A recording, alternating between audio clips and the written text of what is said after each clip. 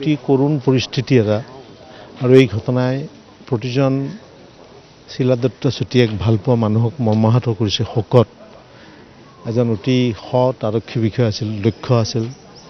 আৰু মই আগতে তেওঁক দেখিছিলোঁ যে তেওঁ টেনশ্যন নলৈছিল আমাকে কৈছিল যেতিয়া মই তেওঁক এডভাইচাৰ থাকোঁতে পাইছিলোঁ তেওঁ টেনশ্যন হাই থাকে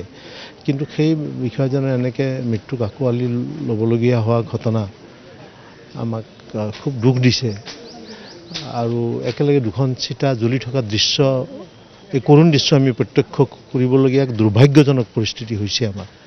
গতিকে ভগৱানৰ ওচৰত প্ৰাৰ্থনা জনাম দুয়োৰে বিদেহ আত্মাই শান্তি লাভ কৰক আৰু অদূৰ ভৱিষ্যতে এনেকুৱা দুৰ্ভাগ্যজনক ঘটনা নঘটক প্ৰভুৰ ওচৰত এয়ে মোৰ প্ৰাৰ্থনা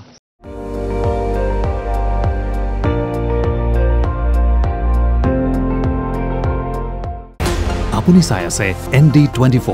সৰ্বশ্ৰেষ্ঠ নহয় সৰ্বোত্তমৰ দৌৰ